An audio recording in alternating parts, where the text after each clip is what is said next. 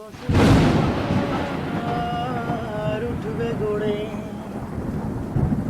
আকাশ আলো উঠবে ভোরে। হ্যালো লিসনার্স, আমি আরজে নীল আছি সাথে। শুরু হয়ে গেল আপনাদের প্রিয় চ্যানেল লাইফ স্টোরির আজকের এপিসোড।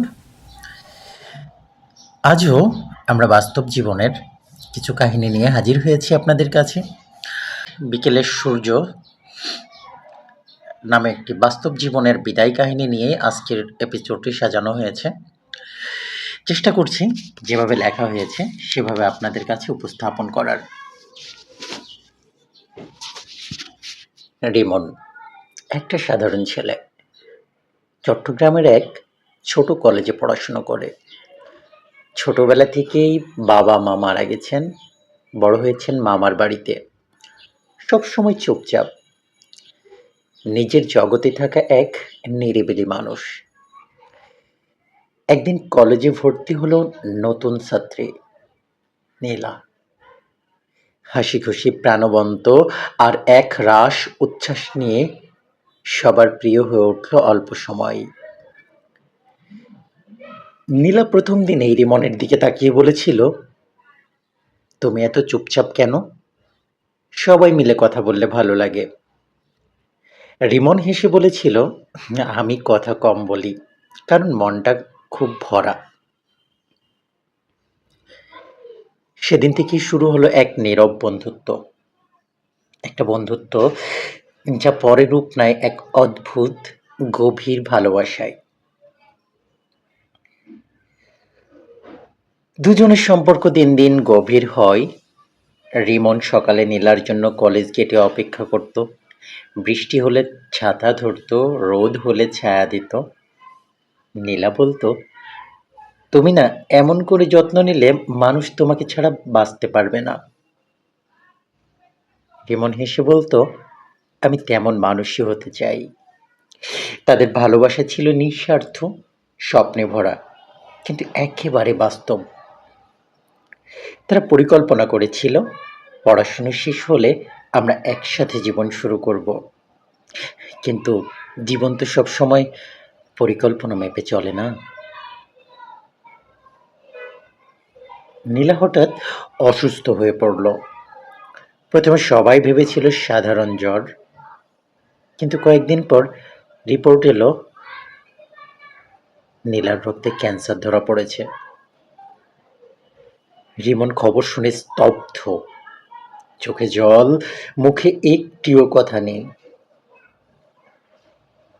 নীলা বলেছিল,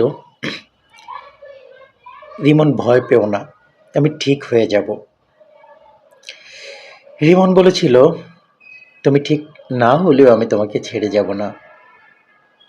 তারপর শুরু হলো হাসপাতালের দিনরাত্রি। রিমন প্রতিদিন হাসপাতালে যেত, নীলার মাথায় হাত রাখতো, কপালে চুমু দিত, বলতো, তুমি লড়ো, আমি তোমার পাশে আছি। মাসের পর মাস কেমোথেরাপি চলতে থাকে। নীলার চুল পড়ে যায়, শরীর শুকিয়ে যায়, কিন্তু তার হাসি এখনো অটুট। একদিন রিমনের দিকে তাকিয়ে বলল, রিমন, আমি যদি না থাকি তুমি কাঁদবে না তো?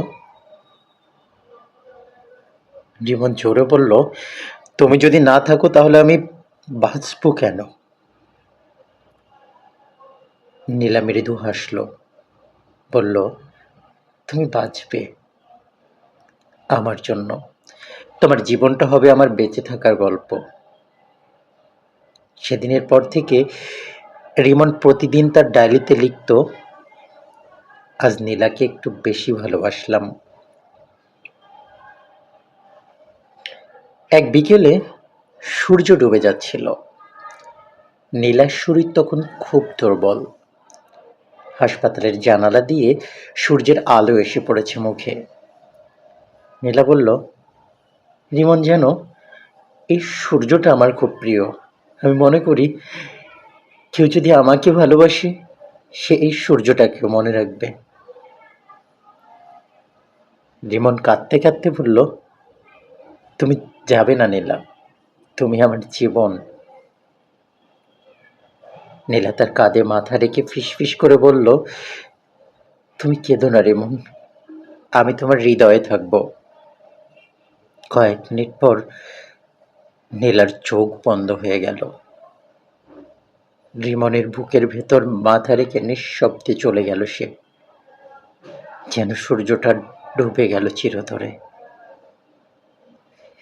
নীলার মৃত্যুর পর রিমন কয়েকদিন কিছুই খেতে পারত না। সবাই বলতো সময় সব ঠিক করে দেয়, কিন্তু সময় কখনো এমন ক্ষত সারাতে পারে না। রিমন নীলার ডায়েরি খুলে দেখলো শেষ পাতায় লেখা ছিল, যদি আমি না থাকি সূর্যাস্তের সময় আমাকে মনে করো, আমি সেখানেই থাকবো আলো হয়ে। সেই দিন থেকে প্রতিদিন সন্ধ্যায় রিমন যায় নদীর ধারে, চুপচাপ বসে সূর্য ডোবা দেখে।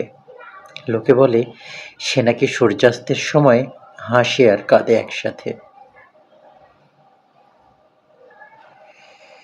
10 বছর কেটে গেছে। রিমন এখন একজন ডাক্তার, অন্যের জীবন বাঁচানোই এখন তার কাজ। একদিন হাসপাতালে এক ছোট্ট মেয়ে ভর্তি হলো, নাম নীলা। রিমন হাসলো, মনে হলো পুরনো নীলা ফিরে এসেছে। চিকিৎসা শেষে মেয়েটা বলল, ডাক্তার আঙ্কেল, আপনি এত চুপচাপ কেন? রিমন হেসে বলল, আমি কথা কম বলি, কারণ মনটা খুব ভরা। ঠিক সেই বাক্য যেটা সে বছর আগে নীলাকে বলেছিল। সেদিন রাতে রিমন আকাশের দিকে তাকিয়ে বলল, নীলা তুমি ঠিকই বলেছিলে, তুমি আলো হয়ে আছো। আকাশে সূর্যের শেষ আলো তখনও জ্বলজ্বল করছে। ভালোবাসা মানে শুধু একসাথে থাকা না, কখনো ভালোবাসা মানে প্রিয় মানুষটা চলে যাওয়ার পরও তার স্মৃতিতে বেঁচে থাকা। নীলা চলে গেছে, কিন্তু রিমনের জীবনের প্রতিটি সূর্যাস্তে তার আলো এখনো জ্বলে। জীর্ণ হয়তো বাদী সব ইতিহাস হবে, পৃথিবী আবার শান্ত হবে। একদিন ঝড় থেমে যাবে, পৃথিবী আবার শান্ত হবে। বসতি আবার উঠবে গড়ে, আকাশ আলো উঠবে ভোরে। জীর্ণ মতবাদ সব ইতিহাস হবে, পৃথিবী আবার শান্ত হবে। একদিন ঝড় থেমে যাবে, পৃথিবী আবার শান্ত হবে।